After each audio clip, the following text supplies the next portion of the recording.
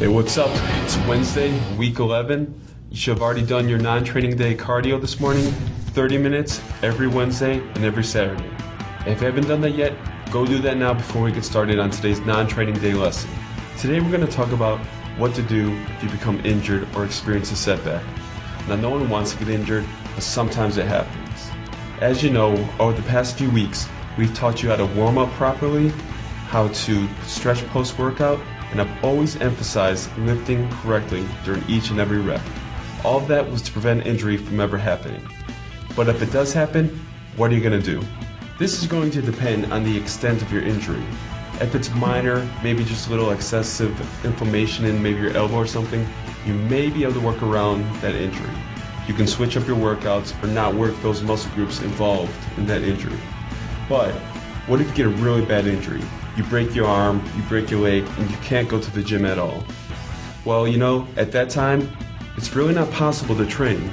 Now, you may lose your motivation and say, you know what, I'm going to give up. But that's not the best thing to do. The best thing to do is to stay on your diet, keep taking your supplements, and just focus on repairing what's wrong. If you try to work out when you're really injured, you could either injure yourself seriously or permanently. If you do that, you're not going to be able to work out at all.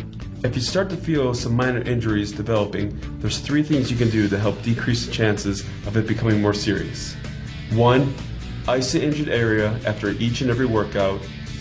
2, lighten up your weights on the exercises involving that area.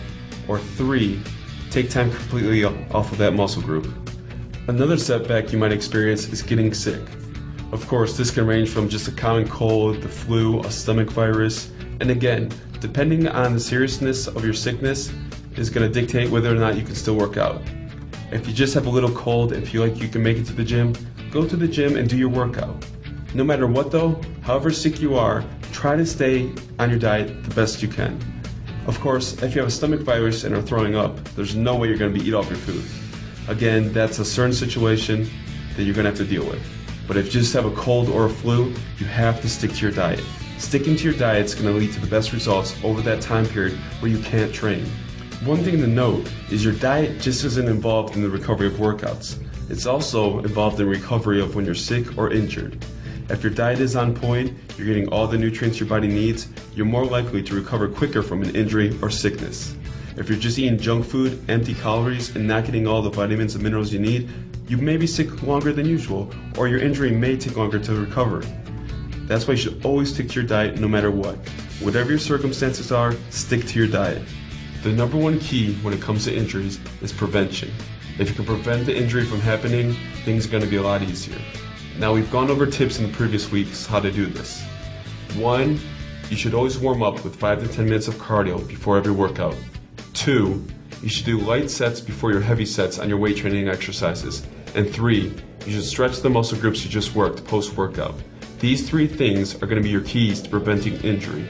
Another key to preventing injuries is strengthening your joints. We talked about 2 supplements last week, fish oil and a joint supplement that you can take to strengthen your joints. Heavy weight training is very hard on your body, so taking these supplements can help prevent injuries. Now, you're going to do everything you can to prevent injuries, but if you happen to get injured, you're now prepared to deal with it. Tomorrow is your second upper body workout of the week, so you're really going to hit it hard. Again, we're always preaching safety in the gym, warming up properly, doing our sets correctly, focusing on form to prevent injury. If you're injured, you can't work out. So for the rest of the day, get in all of your meals, rest up, and come ready to work tomorrow. I'll see you tomorrow.